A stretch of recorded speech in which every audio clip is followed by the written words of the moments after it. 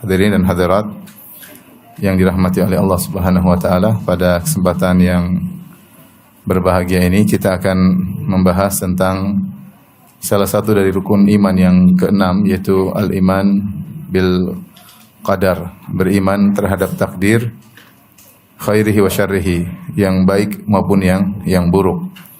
Yang kita tahu bahwasanya rukun iman tersebut harus diyakini oleh seorang mukmin. Siapa yang tidak beriman kepada salah satunya, maka dia gugur keimanannya atau batal keimanannya. Rukun iman sebagaimana kita ketahui adalah al-iman billah, beriman kepada Allah, wal malaikah, beriman kepada malaikatnya, kemudian wa kutubihi, beriman kepada kitab-kitab sucinya, kemudian wa rusulihi, beriman kepada para rasul, kemudian beriman kepada al-yaumil akhir, beriman kepada hari akhirat, dan yang keenam adalah beriman kepada takdir. Sebagaimana hal ini datang dalam banyak ayat dalam Al-Quran, demikian juga datang dalam hadis Jibril ketika Jibril bertanya kepada Nabi SAW, "Ya Muhammad, fa akhbirni anil iman." Wahai Muhammad, kabarkanlah kepadaku tentang iman. Maka Nabi mengatakan, "Antu'mina billahi wa malaikati wa kutubi wa rusuli wal yaumil akhir wa tu'mina bil qadari khairihi wa syarrihi." Engkau beriman kepada Allah, kepada malaikat, kepada kitab-kitabnya, kepada para rasul, kepada hari akhirat, dan kau beriman kepada takdir yang baik maupun yang buruk. Maka Jibril berkata, "Shadaqta, engkau benar wahai Muhammad." Di antara penyimpangan atau bid'ah yang muncul di awal-awal Islam, ya, di zaman sahabat-sahabat junior, yaitu iman atau penyimpangan dalam masalah takdir. Penyimpangan dalam masalah takdir yang dibawa oleh Ma'bad al-Juhani. Ya, ketika dia berkata, "Al-amru unuf." Sungguhnya perkara semua terjadi tanpa di-planning oleh Allah Subhanahu wa taala, tanpa diketahui oleh Allah Subhanahu wa taala. Semua yang berjalan di alam semesta ini, di atas muka bumi ini, berjadi dengan tiba-tiba tanpa diketahui sebelumnya oleh Allah Subhanahu wa taala. Maka sebagian orang pun bertanya kepada Ibnu Umar tentang bagaimana pendapat beliau tentang hal ini. Pendapat Ma'bad al-Juhani yang mengatakan bahwa segala perkara terjadi tanpa diplaningkan terlebih dahulu oleh Allah Subhanahu wa taala, tanpa diketahui oleh sebelumnya oleh Allah Subhanahu wa taala. Maka Ibnu Umar berkata, "Idza laqita haula fa akhbirhum anna Ibnu Umar bari'um minhum wa hum bura'u minni." Jika engkau bertemu dengan mereka, yaitu Ma'bad al-Juhani dan pengikutnya, sampaikan kepada mereka bahwasanya Ibnu Umar, saya Abdullah bin Umar radhiyallahu anhu, berlepas diri dari mereka dan mereka berlepas diri dariku. Dan sampaikan kepada mereka, "Walladzi nafsu Ibnu Umar biyadihi, law anna ahadahum anfaqa mithla Uhudin dhahaban ma qabilahu Allahu minhu hatta yu'mina bil qadar." Kata Ibnu Umar, demi zat yang jiwa Ibnu Umar berada di tangannya, itu demi Allah Subhanahu wa taala, seandainya salah seorang dari mereka menginfakkan harta sebesar emas sebesar gunung Uhud, ya, yaitu infak yang sangat besar, meskipun sebesar gunung Uhud itu panjangnya sekitar 8 kilo, lebarnya sekitar 3 kilo, tingginya 100 meter lebih. Kalau itu seorang memiliki emas, sebongkah emas sebesar itu, kemudian dia infakkan, maka kata Ibnu Umar, "Ma qabilahu Allahu minhu," Allah tidak akan menerima darinya hatta yu'mina bil qadar, sampai dia beriman kepada takdir. Artinya apa? Dia kufur. Kalau dia kufur, segala amalannya tidak diterima. Wa qadimna ila ma amilu min amalin faja'alnahu haba'an mansura. Orang kafir kalau beramal saleh, maka Allah jadikan amalan tersebut debu yang berterbangan, tidak ada nilainya. Tidak ada nilainya. Oleh karenanya, jika seorang kufur kepada salah satu dari rukun iman, maka dia bukan orang beriman. Mungkin dia beriman kepada 5 rukun iman, namun dia tidak percaya sama takdir. Ini bukan orang beriman. Atau dia beriman kepada 5, dia tidak percaya tidak ada hari kebangkitan, juga bukan orang beriman. Dia beriman kepada Allah, kepada kitab suci, namun dia mengatakan malaikat tidak ada. Malaikat itu hanya bisikan-bisikan dalam hati. Ini juga bukan orang beriman. Maka hanya dikatakan seorang beriman jika beriman kepada 6 perkara tersebut, di antaranya iman kepada takdir. Dan potensi untuk menyimpang dalam masalah takdir besar, karena seorang dengan keterbatasan akalnya mulai masuk dalam ranah yang tidak boleh akal masuk di situ tentang kenapa Allah begini, kenapa Allah begitu. Kenapa Allah berbuat begini, kenapa Allah berbuat begini. Kenapa Allah menciptakan iblis, kenapa Allah menciptakan Fir'aun, kenapa Allah menciptakan penghuni surga, kenapa Allah menciptakan penghuni neraka. Timbul pertanyaan-pertanyaan yang menunjukkan akal mencoba masuk pada ranah yang bukan ranahnya. Ya, makanya Rasulullah SAW mengatakan idza dzukiral qadar fa'amsiku. Jika disebutkan tentang takdir maka tahan diri, jangan berlebihan. Sehingga akhirnya akal tidak mampu, akhirnya menolak ayat-ayat Allah Subhanahu wa taala. Taib. Iman kepada takdir maksudnya apa? Sederhana ya. Dan ini adalah hal yang fitrah bagi masyarakat ya. Kita tahu masyarakat bahkan di tanah air kita kalau terjadi musibah mereka mengatakan sudah takdir. Takdir mau ngapain lagi ya? Bahkan mbah-mbah sudah digariskan sama yang di atas. Mau diapain ya? Artinya mereka mungkin tidak pernah ngaji seperti kita, tapi mereka sudah menerima bahwasanya Tuhan sudah yang mengatur segalanya. Sehingga dengan mudahnya mereka berkata sudah takdir, sudah kodratnya begitu, mau bagaimana ya? Saya saja sering dengar ini dari ibu saya. Ibu saya bukan ya enggak ngaji seperti kita, ibu saya ya. Tapi sejak dulu sering bilang wes takdir piye. Takdir mau gimana lagi ya? Wes kodratnya gitu mau bagaimana lagi? Itu diucapkan sama orang-orang awam, maksudnya hal yang kita sering dengar ya, bahwasanya semua sudah digariskan oleh Allah Subhanahu wa taala ya. Dan alhamdulillah meskipun begitu banyak syubhat terkait masalah takdir, tapi tadi Allah menjadikan fitrah manusia untuk menerima bahwasanya alam semesta ini ada yang atur dan ada yang memplanningkan, ada yang mengatur kejadian-kejadian di alam semesta. Itu yang disebut dengan apa? Takdir. Taib, apa hakikat beriman kepada takdir? Beriman kepada takdir memiliki 4 rukun. Siapa yang beriman dengan 4 rukun ini maka dia sudah benar dalam beriman kepada takdir. Ya. Namun sebelumnya saya ingin menyampaikan beberapa atau saya sampaikan dulu aja baru saya sampaikan beberapa tanbihat, yaitu peringatan-peringatan.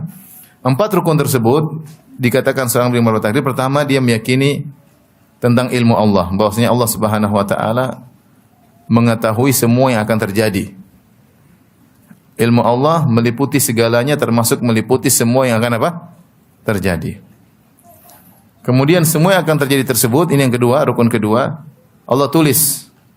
Allah tulis dalam suatu kitab yang namanya Al-Lauh Al-Mahfuz. Allah tulis pengetahuan Allah tersebut tentang semua yang akan terjadi sampai hari kiamat pada Lauhil Mahfuz. Ingat, Allah tidak mencatat semua ilmu Allah, tapi ilmu yang terkait dengan apa yang akan terjadi di alam semesta sampai hari kiamat, itu yang dicatat di Lauhil Mahfuz. Kemudian rukun yang ketiga, semua yang terjadi pasti berdasarkan kehendak Allah. Tidak ada satupun kejadian keluar dari kehendak Allah, karena dialah yang eksekutor, dialah yang memplanningkan segalanya, maka tidak ada satupun yang keluar dari apa yang Allah ketahui dan apa yang Allah catat. Jadi semua terjadi atas kehendak Allah. Jadi rukun yang ketiga, semua terjadi atas kehendak Allah. Yang keempat disebut dengan al-khalq, yaitu penciptaan, maksudnya eksekusi. Maka Allah pun menjalankan planningnya, maka terjadi ini terjadi. Semua yang menjadikan ini semua adalah Allah Subhanahu wa taala. Saya ulangi, jadi ini 4 rukun takdir. Pertama, ilmu Allah tentang apa yang akan terjadi. Yang kedua, kitabah, Allah catat yang terjadi tersebut. Yang ketiga, semuanya pasti kehendak Allah. Keempat, yang mengeksekusi siapa? Allah Subhanahu wa taala. Logika sederhana, seperti seorang insinyur ketika ingin membangun rumah, maka dia memplanningkan. Dia misalnya dia membangun rumah atau dia ingin bangun masjid. Maka dia planningkan, dia memperkirakan masjid ini akan bentuknya begini, dia gambar, dia arsitekkan ya. Setelah dia gambar, kemudian dia susun RAB-nya, kemudian dia kepala pimpronya, tidak boleh ada yang keluar dari apa? Kehendak dia. Pokoknya keputusan di tangan saya. Setelah itu dia menyediakan RAB-nya, kemudian dia mulai memanggil tukang, kemudian dia eksekusi. Kemudian terjadilah sesuai dengan apa yang dia kehendaki. Ini masjid ini insya Allah selesai dalam waktu 6 bulan misalnya. Kemudian dikerjakan, kemudian jadi. Ini kira-kira gambaran sederhana bahwasanya Allah Subhanahu wa taala sebelum meng-create alam semesta dengan segala kejadian dalamnya, sudah Allah planningkan terlebih dahulu. Dan itu menunjukkan keagungan Tuhan. Kalau Tuhan bikin apa yang tidak tahu, bukan Tuhan dong. Mau bikin apa dia nggak ngerti, itu Tuhan atau bukan? Bukan. Dia mau bikin sesuatu, dia ngerti apa yang mau dia bikin. Kemudian dia bikin sesuatu ternyata keluar dari planning. Ini bukan Tuhan atau bukan? Enggak sempurna. Atau dia bikin tengah jalan kayaknya perlu dirubah. Ini enggak pas. Bukan Tuhan. Bukan Tuhan. Kalau insinyur oke, insinyur ketika bikin masjid dia seperti kita lah teman. Saya juga dulu insinyur bikin rumah sendiri. Artinya saya rubah-rubah juga maksud saya ya. Rubah gini apalagi kalau istri suruh rubah ya terpaksa insinyurnya nurut maksud. Artinya saya tidak berkuasa dalam menentukan keputusan, saya diintervensi oleh istri yang tercinta. Akhirnya mau diapain? Maksud saya sederhana. Jadi itulah kira-kira gambaran kalau seorang ingin bangun masjid atau rumah, dia ilmu tentang apa yang dia mau buat. Setelah itu ilmu tersebut dia canangkan dalam sebuah arsitek atau RAB, dia tulis gambar semuanya. Setelah itu dia canangkan duit yang harus dikeluarkan, program kerja berapa lama. Kemudian dia panggil para pekerja, kemudian eksekusi, ternyata sering berubah di tengah jalan. Itu tidak? Sering. Ternyata masjidnya kurang indah, rubah lagi. Dia berubah pikiran tengah jalan. Ternyata pandemi, akhirnya gagal semuanya. Dia nggak tahu banyak hal. Ternyata ada korupsi dalam pembangunan tersebut. Ternyata tukangnya tidak beres. Ya. Macam-macam. Akhirnya molor, pekerjaannya 6 bulan jadi setahun misalnya. Banyak hal. Kenapa? Kenapa tidak sempurna sesuai dengan planning? Karena kekurangan sang insinyur. Paham? Kekurangan sang insinyur, kekurangan instrumen yang dia sediakan untuk membuat masjid tersebut tidak sempurna. Para pekerja tidak sempurna, RAB bisa berubah, banyak hal. Itu gambaran kalau insinyur makhluk. Insinyur makhluk. Allah sang kreator ya. Sun Allahil ladzi atqana kulla syai'. Itulah ciptaan Allah yang profesional dalam segala ciptaannya. Ini gambaran sederhana takdir. Nah, takdir kira-kira demikian. Ketika Allah sebelum menciptakan, ketika Allah sendirian, kana Allah wa lam yakun syai'un ghairahu. Dulu Allah sendirian, tidak ada makhluk selain Allah. Maka Allah pun mencipta. Sebelum Allah mencipta, Allah memplanningkan segalanya. Faham? Tapi yang dimaksud dengan takdir adalah planning, bukan semua ilmu Allah. Perhatikan, ilmu Allah luas. Ya, ilmu Allah sebelum makhluk diciptakan, Allah punya ilmu. Setelah makhluk diciptakan, Allah juga punya ilmu. Ya. Dan ilmu Allah tidak ada penghujungnya. Nah, kita bicara takdir adalah planning tentang penciptaan alam semesta dan apa yang terjadi di alam semesta tersebut. Maka sebelum Allah menciptakan bumi, langit dan isinya dan apa yang terjadi, Allah sudah punya ilmu tentang hal tersebut. Akan terjadi demikian. Kemudian setelah itu Allah ciptakan pena untuk mencatat semua ilmu tersebut yang terkait dengan apa yang terjadi sampai hari kiamat. Kata Nabi sallallahu alaihi wasallam, "Inna Allaha kataba maqadir al-khalaiq qabla an yakhluqa as-samawati wal ard bi 50 alf sanah." Sungguhnya Allah Subhanahu wa taala mencatat takdir seluruh makhluk. Takdir seluruh makhluk. Makhluk banyak ya. Seluruh makhluk, hewan-hewan, manusia, jin, malaikat, semua sudah dicatat. Qabla an yakhluqas samawati wal arda bi 50 alf sanah. Sebelum 50.000 tahun sebelum menciptakan langit dan bumi. Sebelum menciptakan langit dan bumi, 50.000 tahun sebelum menciptakan langit dan bumi, Allah telah mencatat planningnya tersebut. Paham? Bagaimana cara mencatatnya? Allah ciptakan pena. Awwala ma khalaqallahu al-qalam. Pertama kali ciptakan pena. Faqala uktub, kata Allah tulislah. Kata pena, "Madza aktub?" Apa yang aku harus tulis di Lauhil Mahfuz? Kata Allah, "Uktub ma huwa kainun ila qiyamis saah." Tulislah semua akan terjadi sampai hari kiamat. Mulailah pena mencatat dengan kehendak Allah Subhanahu wa taala. Setelah selesai catat semua, berhenti. Kata Nabi sallallahu alaihi wasallam, "Rufi'atil aqlam wa jaffatis suhuf." Pena sudah diangkat dan lembaran sudah kering. Sudah. Planning sudah selesai, sudah pakem, tidak bakalan apa? Berubah. Itu di Lauhil Mahfuz, tidak bakalan berubah. Maka berjalanlah semua yang terjadi sesuai dengan apa yang Allah telah catat di Lauhil Mahfuz. Paham? Nah, secara bahasa Indonesia kita bilang takdir itu planning. Paham? Takdir itu planning, gampangannya. Setelah itu, mulailah Allah mengeksekusi. Ketika Allah mengeksekusi, semua yang terjadi pasti sesuai kehendak Allah. Enggak ada yang keluar dari kehendak apa? Allah. Semua yang terjadi, maksiat, kejahatan, kebaikan, ada iblis, ada Fir'aun, semua sudah diplanningkan enggak? Semua sudah. Ini kadang-kadang mulai ranah akal bermain. Kok Allah ciptakan ini? Kok ini maksud saya perlu ingatkan. Tapi saya jelaskan dulu. Takdir seperti itu pokoknya. Sebelum semua terjadi, sebelum Allah eksekusi, sebelum Allah ciptakan, semua sudah Allah planningkan dan semuanya atas kehendak Tuhan dan dialah Tuhan yang sungguhnya. Kalau ada sesuatu terjadi luar kehendak dia bukan Tuhan. Berarti ada yang intervensi, ada orang yang ikut campur, bukan Tuhan dong. Tuhan yang sesungguhnya dia tidak ada yang intervensi. Dan semua tidak ada yang berjalan kecuali dengan kehendak siapa? Kehendak dia. Paham? Ini. Setelah itu Allah ciptakan, maka terciptalah dari awal. Dari Allah ciptakan langit, ciptakan bumi, Adam beranak pinak. Terus sampai kita sekarang, sampai kita ikut pengajian sekarang, sudah diciptakan oleh Allah dan sudah ditulis dalam planning Allah Subhanahu wa taala. Sampai yang terjadi hingga hari kiamat. Paham? Setelah hari kiamat sudah pembahasan, bukan bahasan takdir, karena setelah hari kiamat penghujung yang tiada ujungnya. Paham? Abadi selama-lamanya. Adapun catatan pena terbatas. Rufi'atil aqlam wa jaffatis suhuf. Pena sudah diangkat, lembaran sudah kering, planning sudah tertulis. Setelah hari kiamat urusan lain.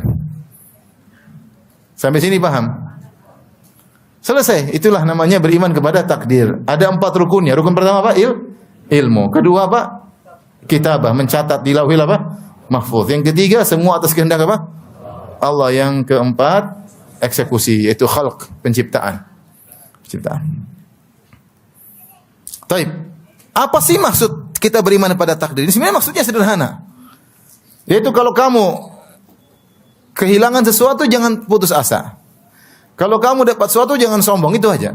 Karena semua sudah ditakdirkan. Kalau kamu kehilangan sesuatu sudah ditakdirkan. Kalau kamu dapat sesuatu jangan sombong, sudah ditakdirkan. Kata Allah Subhanahu wa taala dalam surat Al-Hadid, "Ma asabakum min musibatin fil ardi wala fi anfusikum illa fi kitabin min qabli an nabra'aha." Tidak ada satu musibah yang menimpa kalian di atas muka bumi berupa bencana alam, kejadian alam semesta, au fi anfusikum, atau menimpa diri kalian. Diri kalian sakit, anak kalian ada yang meninggal, harta kalian dicuri orang, musibah-musibah yang menimpa, baik bencana alam maupun yang menimpa kalian, illa fi kitab, semuanya sudah tertulis di lauhil apa? Mahfuz. Min qabli an nabra'aha, sebelum kami mengeksekusinya, kata Allah. Min qabli an nabra'aha, Allah Al-Bari, sang pencipta. Sebelum kami menciptanya, sebelum kami mengeksekusinya, sudah kami planningkan dalam suatu kitab namanya apa? Lauhul Mahfuz. Inna dzalika 'alallahi yasir, kata Allah, semuanya mudah bagi Allah. Planning cipta itu semua mudah bagi Allah. Semua tidak ada yang keluar dari kehendak Allah. Tujuannya apa? Likai la ta'sau 'ala ma fatakum. Agar kalau kalian terkena musibah, ada yang luput dari kalian, kalian tidak putus asa. Wala tafrahu bima atakum, dan jangan kalian sombong atas apa yang kalian dapatkan, ya. Wallahu la yuhibbu kulla mukhtalin fakhur. Allah tidak suka dengan orang yang sombong lagi berbangga-bangga. Ini tujuan daripada takdir.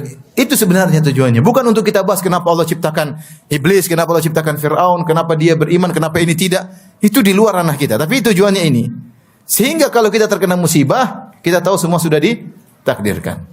Sampai Nabi mengatakan seorang tidak beriman sampai seorang tahu ma akhta'aka, sampai engkau tahu ma akhta'aka lam yakun liyusibak, apa yang meleset darimu tidak akan kau dapatkan, tidak akan mengenaimu. Wa ma asabaka lam yakun liyukhti'ak, dan apa yang akan menimpamu tidak akan meleset darimu, tidak akan meleset darimu. Ya. Saya dulu punya guru namanya Ustaz Abu Sa'ad rahimahullah taala. Dia sering membawa bantuan ke Suriah, kemana ya, bantuan. Suatu hari dia membawa bantuan, kemudian ada serangan. Dan dia sering bilang sama kawan saya juga, kata dia semua peluru sudah ditakdirkan akan mengenai siapa. Kalau kena akalan kena, kalau enggak kena tidak bakalan apa? Kena. Sehingga dia berani ketika mengantar kebentuan, dia berani. Kemana dia berani? Karena imannya kepada apa? Takdir. Kita bilang iya memang, tapi saya mundur aja di belakang. Dan teman saya cerita suatu hari kami sedang ngobrol, dia sedang bersandar di sebuah tiang, tiba-tiba dia kayak gelisah, kemudian dia pergi, nggak ada apa-apa, dia berdiri, dia pergi, tahu-tahu ada bom di situ. Dan dia selalu mengatakan kepada kita, setiap peluru sudah ditentukan namanya bakalan kena siapa. Itu diantara buah beriman kepada takdir. Maksud saya, jadi tujuan dari takdir diantaranya, kalau kamu terkena musibah, jangan terlalu putus asa. Kalau kamu dapat sesuatu, jangan sombong. Semua sudah ditakdirkan. Ya. Misalnya, saya sering contohkan. Misalnya kamu pulang ke rumah, tahu-tahu diomelin istri. Kamu bilang istriku, omelanmu ini sudah tercatat 50.000 tahun sebelum Allah ciptakan langit dan bumi. Kamu suka ngomong ngaji nggak sih? Omelanmu kedua ini pun sudah tercatat sama. Jadi kita tenang, udah tercatat mau diapain. Mau menghindar nggak bakalan terhindar. Pasti diomelin, pasti nggak akan terhindar. Apa yang menimpamu tidak akan bisa meleset darimu. Sudah tercatat, mau diapain? Mau menghindar nggak bisa. Kalau seorang tercatat meninggal karena kena corona, pasti kena. Ya. Saya ada kawan ada di kawasan elit di Jakarta. Subhanallah, mobilnya puluhan orang kaya raya. Ya. Ketika musim pandemi, dia nggak pernah keluar rumah, di rumah terus. Dan dia selamat. Pandemi pertama selamat, serangan kedua musim Delta dia pun selamat. Ketika Omikron lagi lemah corona, dia ingin renovasi rumah. Renovasi rumah, dia pergi ke hotel, kena, meninggal. Kalau Allah kehendak dia ingin meninggal karena corona, mau berusaha bagaimanapun tidak akan meleset. Makanya demikian perkataan orang beriman, "Qul la yusibana illa ma kataballahu lana." Katakanlah tidak akan menimpa kami kecuali apa yang telah Allah catat bagi kami. Sudah, mau diapain? Seorang ikhtiar berusaha, tapi kalau sudah takdir, ikhtiar tidak bermanfaat. Ikhtiar tidak bermanfaat. Tidak akan bisa meleset dari apa yang telah Allah tentukan. Yang kedua, kalau kamu dapat sesuatu jangan sombong. Ya, wala tafrahu bima atakum, dan jangan kau sombong kalau Allah berikan kamu sesuatu. Jangan bilang karena saya banyak pengalaman, karena saya pintar, memang itu yang tersebab. Tapi kalau Allah tidak takdirkan, kau nggak bakalan dapat. Betapa banyak orang lebih pintar daripada kamu, nggak kaya seperti kamu. Betapa banyak orang yang lebih banyak pengalaman tidak jadi bos seperti kamu. Kenapa? Karena pengalamannya jadi anak buah terus.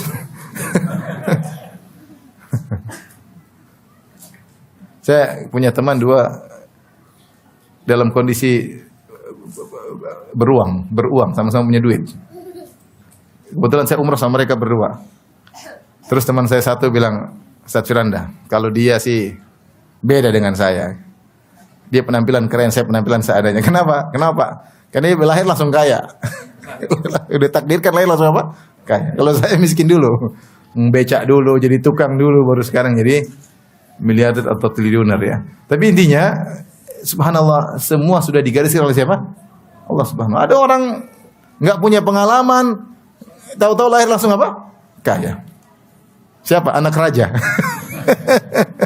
Nggak usah pengalaman, nggak usah belajar, udah tidur aja di rumah, lahir-lahir sudah apa? Kaya dari hidup sampai dari lahir sampai mati kaya melulu. Anak raja, mau diapain?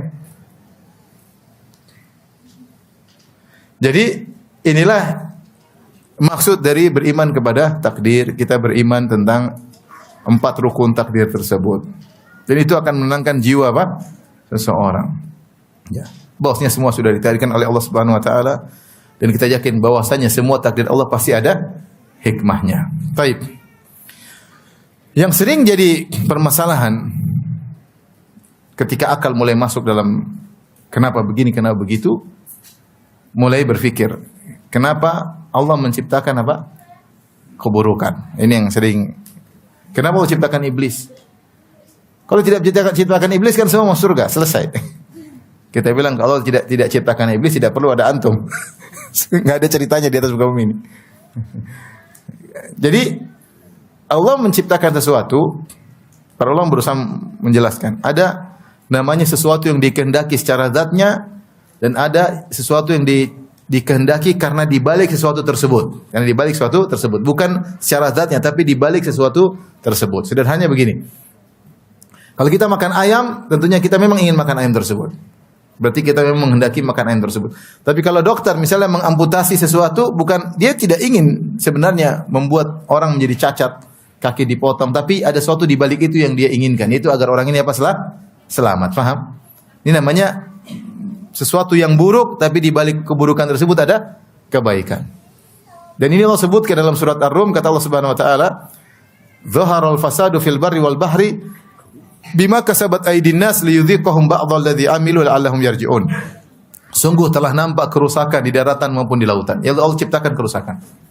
Jadi sama antum, kerusakan disukai atau tidak? Tidak. Kata Allah, "Wallahu la yuhibbul fasad." Allah tidak suka kerusakan. Dan Allah benci dengan orang-orang yang la yuhibbul mufsidin. Allah tidak suka orang-orang yang melakukan kerusakan. Kerusakan enggak ada yang suka. Allah pun enggak suka, ya. Tapi Allah ciptakan kerusakan tersebut, bencana di daratan maupun di lautan. Kenapa? Kata Allah, "Dhaharul fasadu fil barri wal bahri bima kasabat aydin nas." Yang ini semua terjadi akibat ulah perbuatan manusia.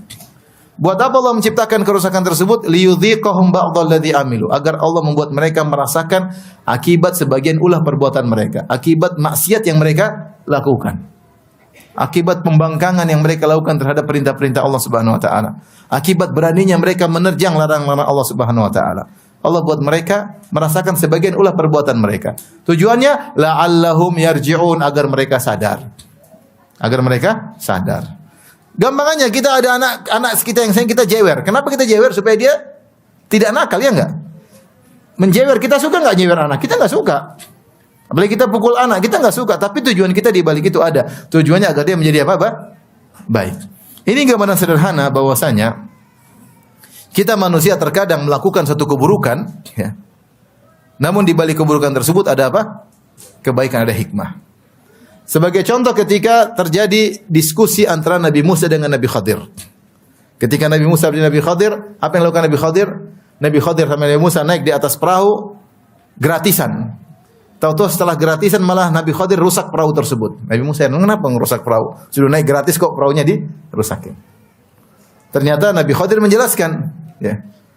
Amma as-safinatu fakanat limasakina ya'maluna fil bahri fa aradtu an aibaha wa kana wara'ahum malikun ya'khudhu kulla safinatin ghusbah. Ketahuilah Musa bahwasanya perahu yang kita tumpangi tersebut, gratisan tersebut adalah milik orang miskin. Dan aku ingin merusaknya. Kenapa saya rusakin? Karena setelah itu datang raja merampas perahu-perahu yang bagus.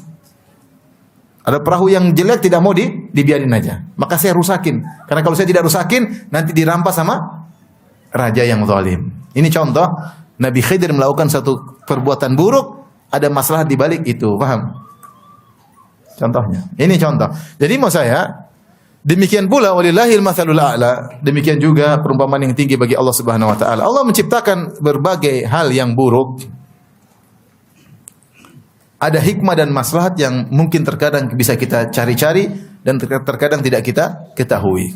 Jangan kita saja sering, ya, ada teman-teman mengatakan, ya Allah, qadarullah saya sakit, kalau saya enggak sakit saya enggak tahu jadi apa. Dia sadar sendiri. Saya sering dengar orang bilang begitu, ya. Alhamdulillah kemarin saya waktu daftar situ saya tidak terima. Coba kalau saya terima, mungkin saya jadi apa di situ? Saya enggak tahu, ya. Ya. Kemarin alhamdulillah saya terlambat. Kalau saya seandainya ikut perjalanan tersebut, mungkin saya sudah celaka. Banyak orang sadar akan tersebut. Saya punya kawan ketika menuju bandara, dia terjebak macet, akhirnya dia terlambat pesawat terbang, tapi pesawatnya meledak, ya. Ya. Allah menyelamatkan apa? Menyelamatkan dia. Jadi disinilah akidah menyatakan terkadang ada keburukan yang Allah kehendaki, namun di balik keburukan tersebut ada hikmah-hikmah yang Allah keinginkan. Contoh sederhana, Adam bermaksiat dengan memakan buah yang dilarang oleh Allah Subhanahu wa taala. Sebelum Allah ciptakan Adam, Allah kabarkan sedikit planningnya. Allah nukil dari Lauhil Mahfuz sampaikan kepada malaikat. Wa idz qala rabbuka lil malaikati inni ja'ilun fil ardi khalifah. Qalu ataj'alu fiha may yufsidu fiha wa yasfiku ad-dima' wa nahnu nusabbihu bihamdika wa nuqaddisu lak. Qala inni a'lamu ma la ta'lamun. Ketika Rabbmu berkata kepada malaikat, sungguhnya aku akan menjadikan penghuni di atas muka bumi, yaitu Adam dan keturunannya. Malaikat tahu manusia ini suka melakukan apa? Kerusakan. Malaikat bertanya, qalu ataj'alu fiha may yufsidu fiha wa yasfiku ad-dima'. Ya Allah, apakah engkau ingin menciptakan di atas muka bumi makhluk yang melakukan kerusakan di atas bumi tersebut dan menumpahkan darah, yaitu anak keturunan siapa? Adam. Sementara kami wa nusabbihu bihamdika wa nuqaddisu lak, tidakkah cukup kami saja yang selalu bertasbih kepadamu dan mensucikanmu, beribadah tidak pernah berhenti, tidak pernah bermaksiat? Artinya malaikat tanya, ngapain? Sementara Adam dan keturunannya akan melakukan apa? Kerusakan dan pertumpahan darah. Apa jawaban Allah? Tidak jelaskan. Hikmah Allah sembunyikan. Kata Allah, inni a'lamu ma la ta'lamun. Aku tahu yang kalian tidak tahu. Selesai. Ini di luar nalar kalian, wahai malaikat. Kemudian Allah jalankan planningnya. Allah tidak ciptakan Adam langsung di bumi. Subhanallah. Allah ciptakan di langit. Allah masukkan surga dulu. Tapi semua sudah planning. By design kalau bahasa kita. Maka Adam diciptakan. Kemudian Adam butuh pasangan. Allah ciptakan apa? Hawa. Allah masukkan dalam surga. Allah ingatkan, ada iblis, wahai Adam, hati-hati. Dia akan melawan kamu dari apa? Surga. Tapi iblis berhasil. Kemudian dia makan buah tersebut bersama Hawa, kemudian minta ampun, kemudian Allah turunkan ke bumi. Ya, untuk menurunkan Adam ke bumi ada ceritanya.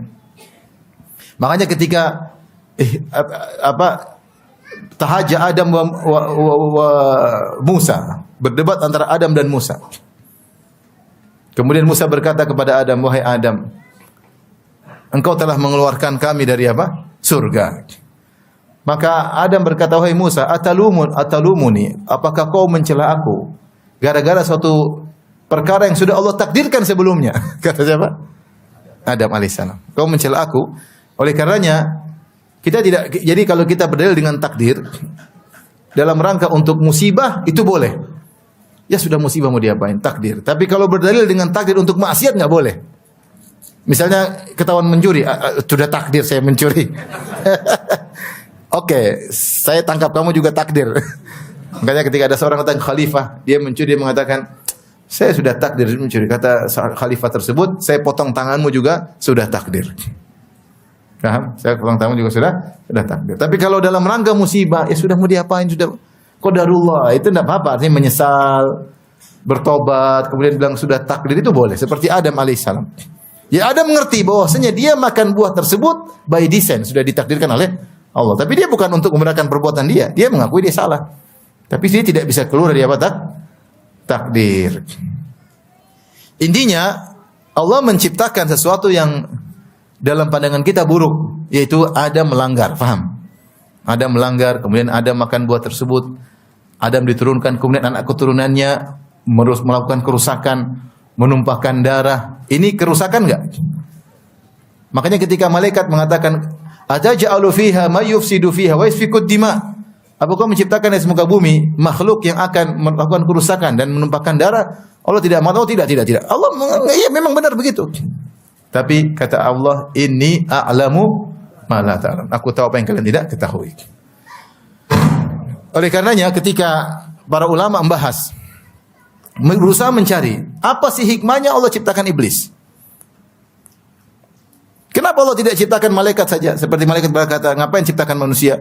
Wa nahnu nusabbihu bihamdika wa nuqaddisu lak. Malaikat ingin cari tahu. Malaikat bukan protes ya, tapi ingin cari apa?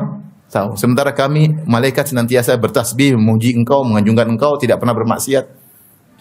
Maka para ulama bahas kenapa Allah ciptakan iblis, apa hikmahnya? Hikmahnya banyak di antaranya. Dengan ada iblis contohnya, Allah bisa menciptakan dua hal yang kontradiksi, saling bertentangan, dan itu menunjukkan maha kuasa Allah. Dengan adanya iblis Allah ciptakan surga dan neraka. Kalau nggak ada iblis nggak ada apa? Neraka. Ada iblis Allah ciptakan Jibril alaihissalam dan iblis. Adanya iblis akhirnya ada Fir'aun, ada Musa.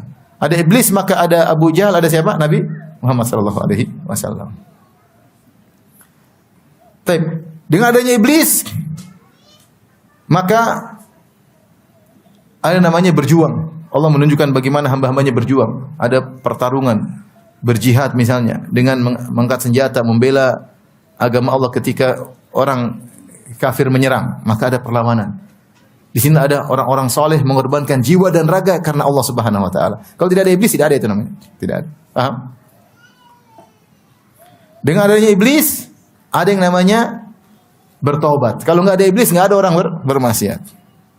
Maka muncullah sifat Allah Tawwabur Rahim, Ghafurur Rahim. Kalau nggak ada iblis, nggak bisa muncul apa? At-Tawwab yang maha menerima taubat. Tidak ada akan muncul Al-Ghafur yang maha apa? Pengampun. Oleh iblis semuanya. Ini diantara apa namanya hikmah-hikmah adanya iblis ya. Kalau nggak ada iblis, yang namanya syadidul iqab, Allah sangat keras siksaannya. Nggak ada iblis, nggak ada yang masuk neraka. Ini para ulama mencoba mencari hikmah. Tentu ada hikmah yang Allah lebih tahu, kita tidak tahu. Ya.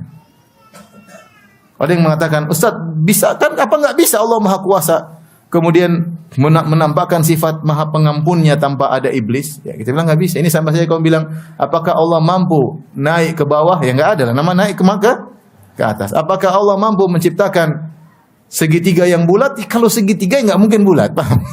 Itu pertanyaan yang nggak logis ya.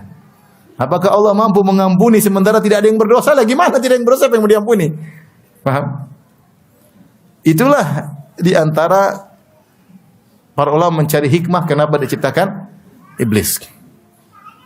Ibnu Qayyim menyatakan apa yang Allah ciptakan sekarang ini yang terbaik.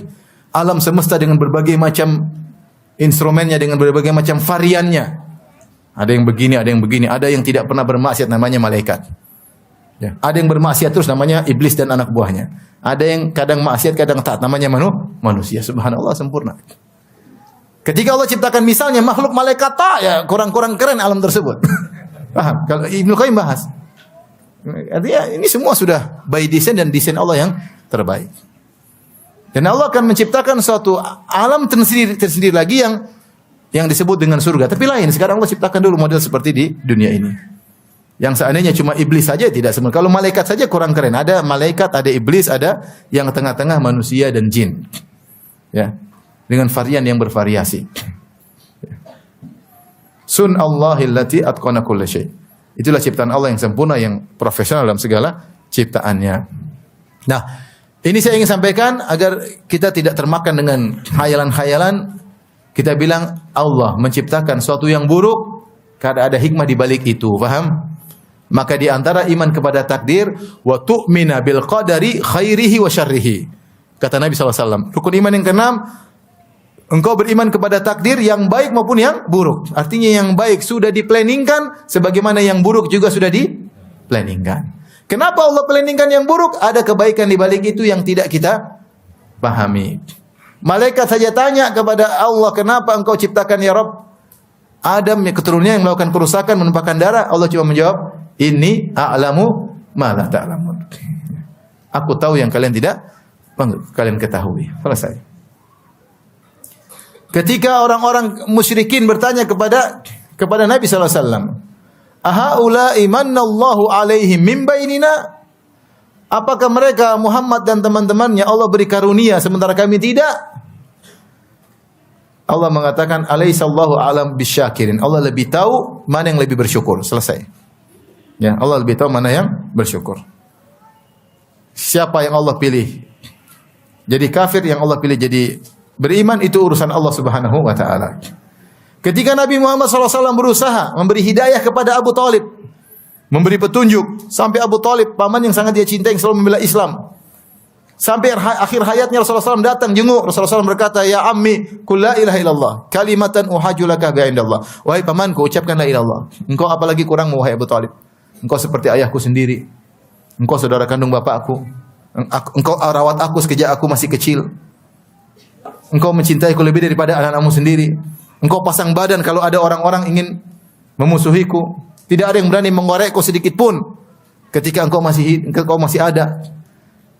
Wahai pamanku. Satu saja. Bilang apa? La ilaha illallah. Kalau kau bilang ini, kalimatan uhajulaka bi andallah. Saya akan bela engkau habis-habisan depan Allah Subhanahu wa taala. Tapi ada Abu Jahal. Abu Jahal berkata, "Atarghabu an millati Abdul Muttalib?" Wahai Abu Talib, kau benci dengan agama bapakmu Abdul Muttalib, kakek Nabi. Akhirnya Abu Talib tidak mau mengucapkan la ilaha illallah, meninggal dalam kondisi musyrik. Allah turunkan ayatnya dalam surat Al-Qasas, innaka la tahdi man ahbabta walakin Allah yahdi man yasha wa huwa a'lamu bil muhtadin. Perhatikan kata Allah, engkau tidak bisa beri petunjuk kepada orang yang kau cintai, tetapi Allah beri petunjuk kepada siapa yang Allah kehendaki, dan dia lebih tahu siapa yang berhak dapat petunjuk. Selesai. Nabi Muhammad SAW sedih, tapi itu namanya takdir. Itu namanya takdir. Apa hikmah di balik wafatnya Abu Talib dalam kondisi kafir? Urusan Allah Subhanahu wa taala. Urusan Allah. Kenapa Allah menjadikan anaknya Nabi Nuh kafir? Urusan Allah Subhanahu wa taala. Kenapa ayahnya Ibrahim kafir? Urusan Allah Subhanahu wa taala. Ya. Tapi pasti ada hikmah di balik itu semua. Jadi ini saya ingin jelaskan agak detail agar akal kita tidak nakal mulai bertanya-tanya yang tidak-tidak. Yakin bahwasanya apa yang Allah takdirkan pasti ada hikmahnya, masuk nalar kita atau tidak masuk dalam nalar kita. Makanya Allah putus semua usaha akal untuk masuk di ranah yang bukan ranahnya. Allah mengatakan la yus'alu amma yaf'alu. Allah tidak ditanya tentang apa yang dia kerjakan. Jangan tanya-tanya Allah. Wa hum yus'alun, justru mereka yang bakalan ditanya kenapa berbuat begini, berbuat begini. Yang dihisab Allah atau kita yang dihisab? Kita yang dihisab. Siapa yang mau hisab Allah di kiamat? La yus'al, Allah tidak ditanya tentang apa yang dia lakukan. Selesai. Ya, kamu Hambaku beriman saja sama takdir, enggak usah macam-macam. Tujuan kamu beriman pada takdir, kalau luput dari sesuatu jangan putus asa, kalau dapat sesuatu jangan sombong. Bukan untuk tanya-tanya kenapa Allah begini, kenapa Allah begitu. Ketika orang-orang mulai masuk dalam memasukkan akal dalam ranah takdir, maka muncullah firqah-firqah yang macam-macam. Ada namanya Jabriyah, ada namanya Qadariyah. Qadariyah dulu ada gulat Qadariyah, ada Qadariyah yang biasa, yang ekstrim dan yang enggak ekstrim. Mulailah Jahmiyah, mulailah muncul firqah-firqah yang salah dalam memahami takdir. Di antaranya tadi Ma'bad al-Juhani yang muncul sejak zaman sahabat, yang mengatakan, logika dia mengatakan tidak ada takdir. Kenapa kalau takdir Allah enggak adil dong? Gitu. Allah enggak tahu. Allah sudah tentukan penghuni neraka, penghuni surga, Allah enggak adil dong. Akal dia mengantarkan demikian. Dia berusaha menolak takdir karena akal tidak sampai. Akhirnya dia mengatakan al-amru unuf, segala perkara terjadi dengan tiba-tiba tanpa planning sebelumnya, tanpa ada ilmu Allah sebelumnya, Allah baru tahu ketika terjadi. Dan ini konsekuensinya bahwasanya Tuhan itu enggak beres, enggak ngerti apa yang akan terjadi. Dan penyimpangan tentang takdir bukan cuma didahului oleh firqah-firqah yang sesat, bahkan dalam misalnya dalam Bible Perjanjian Lama, di dalam Bible orang-orang Yahudi ya, disebutkan, saya sebut dalam buku saya, di 2 tempat disebutkan maka Allah pun menyesal. Mereka mengatakan maka Allah pun apa? Menyesal. Ketika kita mendengar Allah menyesal, apa itu yang namanya menyesal? Menyesal itu tidak sesuai dengan planning, Pak. Di luar dari perencanaan, tidak sebagaimana yang diduga. Itu menunjukkan kelemahan. Dalam Islam enggak ada namanya Allah apa? Menyesal. Semua sudah by design dan semua otoritas hanya Allah Subhanahu wa taala. Tapi ketika mereka sebutkan, jadi Allah ciptakan manusia di zaman Nabi Nuh, ternyata mereka bermaksiat, maka Allah pun apa? Menyesal. Maka Allah kirim azab kepada mereka. Tapi pernyataan Allah menyesal repot. Menunjukkan Allah ilmunya terbatas. Ternyata yang terjadi di luar ilmu Allah, terjadi di luar kehendak Allah. Maka ini contoh penyimpangan sudah ada selain kaum muslimin ya, dari Yahudi. Kemudian juga misalnya orang Syiah, mereka punya akidah namanya al-bada. Al-bada itu badalillah. Allah berubah pikiran. Allah berubah pikiran. Kenapa timbul akidah ini? Karena mereka menyatakan imam-imam mereka mengetahui ilmu gaib. Terkadang imam mereka menyampaikan suatu akan terjadi demikian. Kemudian audiensnya sudah percaya. Ternyata di hari hanya tidak terjadi. Mereka bilang, ya imam, kamu bilang akan terjadi, kalau tidak terjadi, kata imam tersebut, Allah berubah pikiran. Badalillah. Ini berarti bukan by design. Paham? Ini juga tidak masuk dalam. Ini menunjukkan Tuhan tidak sempurna. Ini akidahnya orang-orang Rafidhah. Kalau orang Yahudi Tuhan menyesal, orang Rafidhah Allah berubah pikiran. Kalau kita enggak ada. Oh, sudah semua illa fi kitabin min qabli an nabra'a. Semuanya sudah dicatat di Lauhil Mahfuz sebelum kami mengeksekusinya. Inna dzalika 'ala Allahi yasir. Itu mudah bagi Allah Subhanahu wa taala. Baik, dari sini kita tahu akal ini terbatas. Akal ini sebagaimana indera yang lain punya keterbatasan. Mata tidak bisa melihat yang jauh, tidak bisa melihat terlalu kecil, tidak bisa ketika gelap tidak bisa melihat. Pendengaran pun demikian, frekuensi tertentu dia bisa dengar, di bawah frekuensi tersebut dia tidak bisa dengar ya. Saya kemarin pergi ke suatu daerah, ada metode apa namanya? Para nelayan. Dulu mereka tanya, disebut pawang ikan, dia ngerti daerah-daerah ikan banyak. Sekarang mereka pakai sonar atau apa saya nggak paham. Jadi mereka tahu di mana ikan yang banyak, kemudian mereka berjalan. Subhanallah. Sonar itu kita nggak dengar suara tersebut. Tapi akibat dampak tersebut saya diizin oleh mereka. Ada ikan paus yang kesasar. Ikan paus mendengar sonar dia pikir panggilan dari kekasihnya atau apa dia gitu. Ternyata sonarnya apa? Nelayan. Ternyata diprank sama. Artinya subhanallah ada suara yang kita tidak dengar. Luar biasa. Ya, pendengaran kita terbatas. Ikan bisa dengar, kita tidak bisa dengar. Lemah, manusia ini lemah. Ya. Jadi kemampuan telinga terbatas, penglihatan terbatas, sama akal pun ada batasannya. Ketika mereka bertanya kepada Nabi Muhammad, "Wa yas'alunaka 'anir ruh," kata Allah, mereka bertanya kepada engkau tentang ruh. Apa itu hakikat ruh? Enggak usah dijelaskan, enggak mampu akal kita menalarnya. Qulir ruhu min amri rabbi, katakanlah ruh itu urusan Rabbku. Wa ma utitum minal ilmi illa qalila. Kalian tidak diberi ilmu kecuali hanya apa? Sedikit. Jadi kata Allah tidak perlu jelaskan karena ilmu mereka tidak bisa menalar. Paham? Otak kita terbatas. Antum aja anak kecil, misalnya anak antum lah. Antum melarang dia main game. Dia bilang, "Kenapa, Bi? Kenapa dilarang?" Antum enggak mungkin jelas. Ini nanti dampaknya dia enggak paham. Dia enggak paham. Susah ya. Ya. Anak saya waktu sunat, kenapa disunat, Bi? Kan saya enggak bisa jelasin. Di waktu disunat masih umur 4 tahun atau 3 tahun. Kenapa disunat? Kan bingung. Tidak. Kalau disunat nanti Abi belikan mainan. Itu jawabannya. Dia paham kalau Abi sunat dibelikan apa? Mainan. Tapi kalau sunat itu nanti ini akan menghilang dia enggak paham. Waktunya enggak sampai. Akal kita apa? Lemah. Ya. Sama kalau sering bilang, kalau antum disuruh jelaskan bagaimana proses kok kita bisa telepon di sini, bisa didengar di luar negeri. Kok bisa video call dari sini sampai luar negeri. Menjelaskan saya aja nggak bisa jelaskan gimana, apa ke gelombang macam-macam nggak bisa jelaskan. Sampai saya tanya, antum bisa jelaskan kok bisa?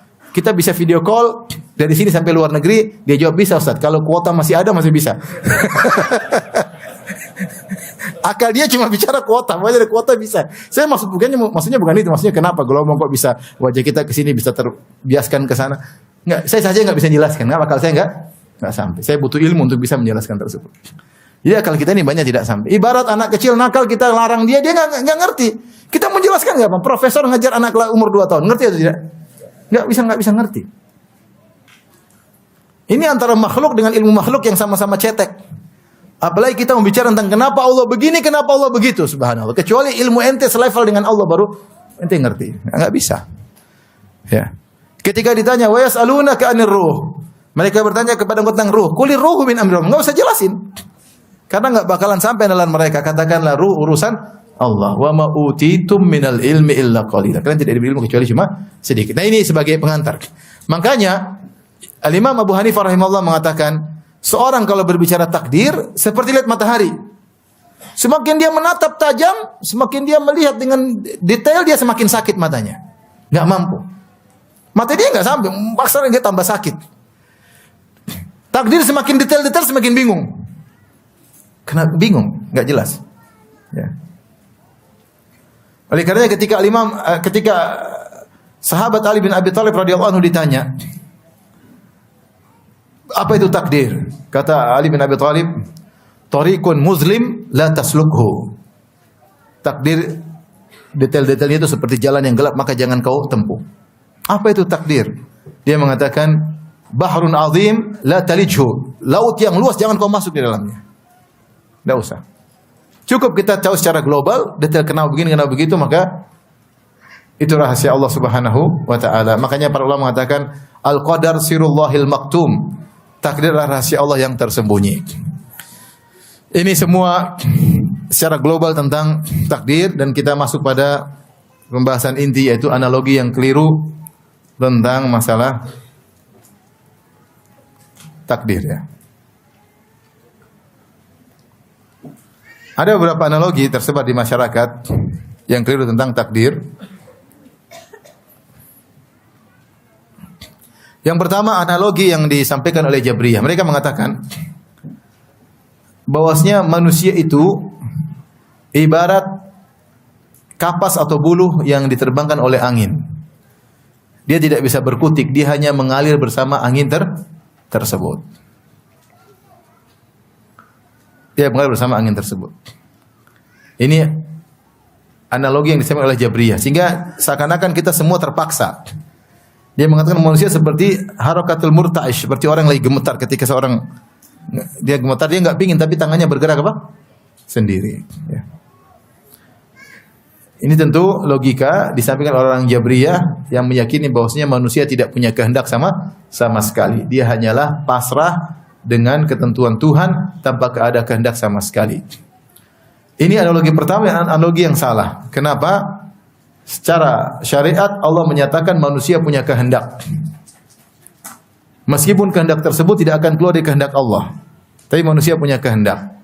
Allah mengatakan, "Wa ma tasyauna illa ayyasha Allahu rabbul alamin." Tidaklah kalian berkehendak kecuali di bawah kehendak Allah. Tapi kalian punya kehendak atau tidak? Punya. Allah mengatakan,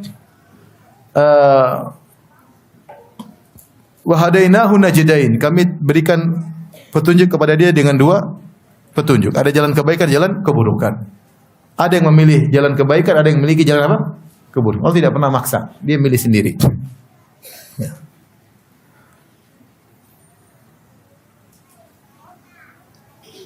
Kata Allah, inna hadainahu sabila imma syakiran wa imma kafura. Kami ciptakan manusia, lalu kami tunjukkan dia jalan yang benar. Imma syakiran, dia jadi bersyukur dengan mengikuti jalan tersebut, wa imma kafura, atau dia kafir. Pilihan dia.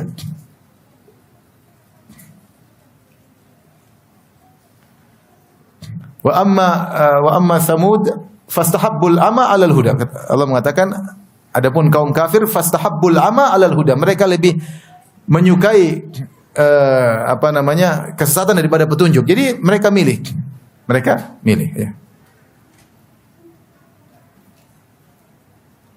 Kata Allah, qulil haqqu mir rabbikum. Qulil haqqu mir rabbikum faman syaa'a falyu'min wa man syaa'a falyakfur. Siapa yang ingin beriman silakan milih, siapa yang ingin kafir silakan apa? Milih. Manusia punya kehendak. Ya, punya kehendak. Dalil-dalil menunjukkan ini sangat banyak. Ini secara syariat. Secara kenyataan, kita punya kehendak. Saya mau minum atau tidak, saya milih atau tidak. Saya mau minum terserah saya. Saya lihat air putih, saya nggak jadi minum misalnya. Misalnya, terserah saya. Ada makanan mau pilih enggak, saya bisa milih. Tidak ada yang maksa saya. Tidak ada yang maksa saya. Dan saya bisa membedakan antara gerakan yang pilihan saya dan gerakan di luar pilihan saya. Kalau orang jatuh dari tangga, itu pilihan dia atau bukan? Bukan. Ya. Tapi ada gerakan yang bisa dia pilih. Ya. Jadi intinya, terkadang kita gerak, kita nggak sadar tahu gerak sendiri. Atau orang tua kadang-kadang saya lihat nggak kuat. Sudah gimana? Gerak dia nggak mau diam nggak bisa. Gerak apa? Sendiri. Contoh gerakan di luar nalar kita, jantung. Kita yang ngatur atau tidak? Nggak ngatur. Jantung bergerak sini. Kita tidur, jantung berdetak. Sejak kita lahir, sejak kita diciptakan, ditiupkan ruh, jantung berdetak sampai kita mati. Mau kita tidur, mau kita apa, berdetak terus. Di luar nalar, di luar kontrol kita maksud saya. Dan banyak gerakan dalam tubuh di luar kontrol kita nggak tahu. Jadi ada gerakan yang kita kehendak kita, ada gerakan di luar apa kehendak kita. Makanya dalam syariat, kalau orang dipaksa, dia tidak berdosa, ya. Ya. Kata Allah Subhanahu wa taala, "Illa man ukriha wa qalbuhu mutmainnun bil iman, walakin man syaraha bil kufri sadran." Kata Allah, kalau ada orang dipaksa untuk mengucapkan kalimat kekufuran seperti Ammar bin Yasir, disuruh memaki Nabi, disuruh merendahkan Islam, kalau tidak dia dibunuh, maka dia ucapkan. Apakah dia berdosa? Jawabannya tidak. Karena kata Allah, illa man ukriha wa qalbu mutmainnun bil iman, kecuali dipaksa. Kalau dipaksa, apa yang dilakukan, maka tidak ada hukumnya. Nah, kita dalam kehidupan sehari-hari ini banyak perkara kita tidak dipaksa, kita memilih. Ya. Memilih makan ini kita bisa milih. Ada yang tidak bisa kita pilih, ada. Tapi banyak yang bisa kita apa? Milih. Mau belok kanan kita bisa belok kanan, belok kiri kita bisa belok kiri. Mau makan yang ini atau tidak makan kita bisa memilih. Mau hadir pengajian, tidak hadir pengajian kita bisa memilih. Mau YouTube kita mau klik atau enggak klik kita bisa apa? Memilih. Mau meneruskan nonton atau berhenti kita bisa milih. Jadi tidak benar bahwasanya manusia itu seperti bulu yang berterbangan tidak bisa berkutik sama sekali. Seandainya kalau kita seperti bulu yang berterbangan tidak punya kehendak sama sekali, maka tidak pantas Allah mengazab kita. Tidak pantas Allah memberikan kita surga atau mengadab kita karena kita semua tidak bisa berkutik. Tapi kenyataannya kita punya kehendak dan kita bisa memilih. Meskipun semua yang terjadi sudah diplanningkan oleh Allah dalam apa namanya takdir. Inilah. Bagaimana Ustaz? Sudah enggak usah terlalu banyak mikir. Pokoknya begitu. Pokoknya begitu. Apa yang kau lakukan sudah ditentukan oleh Allah, tapi kau tidak tahu ketentuan tersebut. Makanya orang berkata sering tanya sama saya, Ustaz, kalau kita sudah ditakdirkan masuk neraka, percuma dong kita beramal soleh. Saya bilang iya benar, percuma. Pasti kau juga masuk apa? Neraka. Cuma siapa yang tahu takdirmu? Apakah kau pernah naik ke atas langit, kemudian kau nengok isi Lauhil Mahfuz? Kau lihat namamu Paijo bin Paimin tinggal di perumahan apa namanya ini? Itu perumahan itu. Ya. Di neraka jahanam bersama Fir'aun. Kalau kau lihat di Lauhil Mahfuz udah enggak usah beramal soleh. Percuma, pasti kau masuk neraka, percuma. Tapi kan enggak ada yang tahu, itu rahasia Allah. Enggak ada yang tahu. Allah terkadang bongkar sebagian. Contoh Allah mengatakan Abu Lahab pasti masuk neraka. Ada orang masuk Islam gara-gara baca Al-Lahab. Tabbat yada abi lahabi wa tabb, ma aghna anhu maluhu wa ma kasab. Sayasla naran dzata lahab. Ya. Celaka kedua tangan Abu Lahab. Dia akan masuk dalam neraka, neraka yang apinya menyala-nyala. Itu ayat itu turun kapan? Awal Nabi berdakwah. Dan ini ayat ini memastikan Abu Lahab tidak akan dapat hidayah dan Abu Lahab pasti masuk apa? Neraka. Kalau ingin mendustakan Muhammad gampang, tinggal bilang saya beriman. Al-Quran bohong dong. Tapi Allah kabarkan, Allah cuplik di Lauhil Mahfuz ini bakalan mati dalam masuk neraka dan benar dia mati dalam masuk apa? Neraka. Ada orang baca surat Al-Lahab dia masuk Islam, pikir dia benar juga ya. Allah Tuhan bilang Abu Lahab pasti masuk neraka, ternyata tahun-tahun berikutnya itu di awal Nabi berdakwah, kemudian dia meninggal setelah perang Badar kalau tidak salah. Itu kemudian 15 tahun kemudian dia masuk apa? Mati dalam kondisi apa? Kafir. Ya. Ini contoh Allah. Tapi kalau kita kan nggak ada yang tahu. Kita nggak pernah lihat Lauhil Mahfuz atau buka Lauhil Mahfuz. Paimin bin Paijo di surga bersama 1000 bidadari. Oh sudah selesai. Mau maksiat mau apa pasti masuk neraka, pasti masuk surga. Karena Lauhil Mahfuz tidak bakalan apa? Berubah. Tapi kita nggak ada yang tahu. Makanya di antara hikmah rahasia takdir kita nggak ada yang boleh pede. Kita nggak tahu ujung kita. Jangan sombong dengan iman yang kita miliki. Kita nggak tahu ujung kita seperti apa. Ya. Dan juga jangan memutus asakan seorang. Ini tukang mabuk tuh pasti belum tentu masuk neraka. Bisa jadi di ujung dia apa? Sadar. Dan banyak orang seperti itu.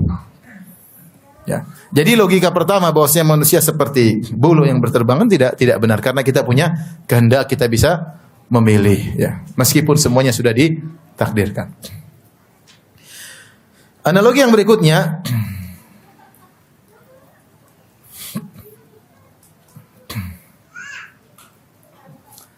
analogi tentang yang saya pernah nonton di televisi ya, zaman-zaman dulu saya masih SMP. Seorang menjelaskan takdir dengan grafik ya, dia menjelaskan dengan apa? Grafik X sama dengan Y sama dengan X kuadrat ya. Grafiknya gini kan? Kayak parabola begitu, paham enggak? Y sama dengan apa? X kuadrat. Dia bilang Y adalah takdir, X adalah usaha manusia. Paham? Dia mengatakan bahwa Y tergantung X-nya. Kapan X berubah maka Y juga apa? Berubah. Ini kelihatannya bagus ya. Bahwasanya engkau sudah ditakdirkan tapi takdirmu sesuai dengan apa? Usahamu. Namun ini logika yang salah. Kenapa? Karena yang benar Y lebih dahulu baru X. Paham? Paham tidak? Karena planning sudah ditentukan terlebih dahulu baru variabel menyesuaikan dengan apa? Planning. Bukan planning mengikuti apa? Namanya juga planning. Planning sudah sebelum eksekusi. Paham atau tidak? Paham atau tidak Bapak Ibu? Y sama dengan apa? X kuadrat ya. Kata dia Y tergantung apa? X. Kita bilang enggak benar dalam aturan takdir, mekanisme takdir yaitu Y didahulukan dahulu ditentukan baru kemudian apa? X mengikuti. Hanya saja Y tidak ada yang tahu. Y tidak ada yang tahu. Rahasia Allah Subhanahu wa taala. Logika kedua yang keliru. Ya. Allah benar berfirman ya. Dalam Al-Qur'an ya. Innallaha la yughayyiru ma biqaumin hatta yughayyiru ma bi anfusihim. Allah tidak akan merubah kondisi suatu kaum sampai mereka merubah kondisi mereka. Ini benar, barang siapa yang beriman Allah akan berikan kebahagiaan, barang siapa yang bermaksiat Allah berikan apa? Kesengsaraan. Namun semua sudah ditakdirkan. Semua sudah ditakdirkan. Ya. Jadi ketika Allah memplanningkan takdir, Allah juga menurunkan sunnatullah yang berlaku. Ya. Sunnatullah itu bagian daripada takdir. Siapa yang makan dia kenyang misalnya ya. Siapa yang beramal soleh masuk apa? Surga. Gak ada ceritanya Allah masukkan surga orang yang tidak beramal soleh. Karena takdir itu pun ada aturannya. Disebut dengan sunnatullah. Ya. Jangan bayangkan kalau Allah masukkan surga, maksiat masuk surga. Tidak begitu. Itu bukan hikmah Allah subhanahu wa ta'ala. Al-Hakim yang maha bijak, yang maha hikmah. Takdir ada, planning ada, tapi dalam planning tersebut ada sunnatullah yang berlaku. Kalau begini maka begini, kalau begini maka begini, kalau begini maka begini. Sudah ada aturannya. Di antaranya siapa yang berusaha untuk beriman, Allah akan berikan kebahagiaan. Siapa yang pilih maksiat, dia akan melakukan apa? Kesengsaraan. Ini logika yang kedua. Logika yang ketiga, Perumpamaan pelatih dan para pemain bola. Ini juga pernah diutarakan oleh sebagian orang. Mereka mengatakan takdir itu seperti pelatih berkata kepada pemain bola, lagi main bola, dia mengatakan kepada kaptennya, wahai kapten, kamu akan berhadapan dengan grup sana ya. Nanti lihat di kondisi lapangan. Kalau kondisinya begini, kau ada 3 pilihan. Mungkin kau ikut cara penyerangan A atau metode B atau metode apa? C. Terserah kamu nanti milih yang mana. Kalau kau metode A hasilnya begini, metode B hasilnya begini, metode C hasilnya begini. Kapten paham. Maka ketika dia bermain, tiba-tiba dia menghadapi kondisi yang disebutkan oleh sang pelatih, di depannya ada 3 pilihan. Metode A, metode B, atau metode C. Kemudian dia pilih salah satu metode, maka jadilah sesuai dengan yang disebutkan oleh apa? Pelatih. Ya. Maksud dari orang buat analogi ini, bahwasanya takdir itu ada variabel. Dia ingin maksudnya takdir kita itu masing satu manusia ini ada 5 takdir. 1, 2, 3, 4, 5. Paham? Yang menentukan kita, kalau kita pilih A, takdirnya begini. Kalau kita pilih B, takdirnya begini. Kalau kita pilih C, takdirnya begini. Ini analogi benar atau salah? Salah, karena takdir kita sudah ditentukan, bukan kita yang menentukan. Kita berhak memilih, tapi pilihan tersebut sudah ditakdirkan oleh Allah Subhanahu wa taala.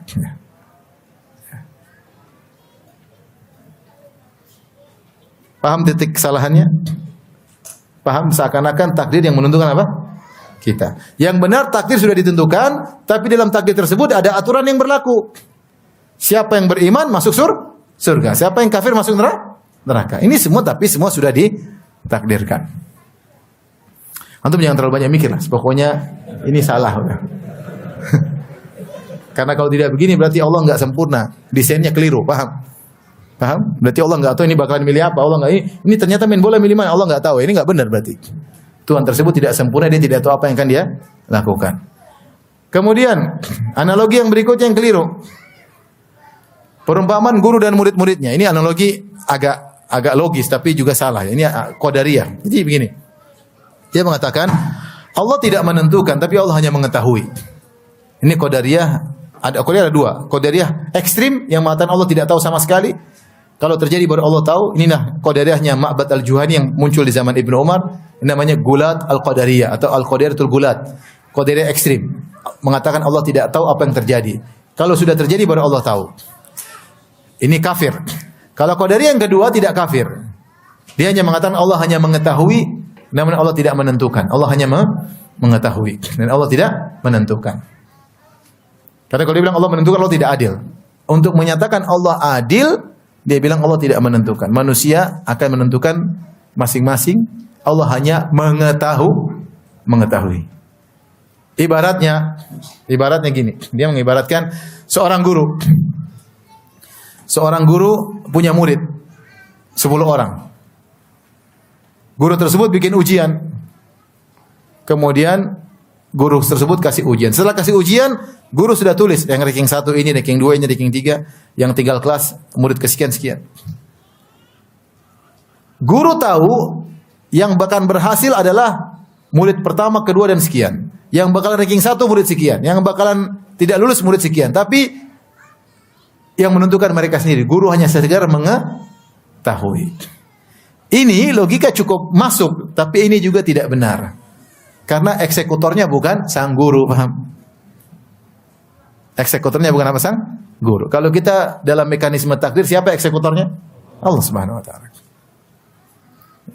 Allah Subhanahu wa taala. Ini ada kesalahan sebagian dai terjebak dalam kesalahan ini.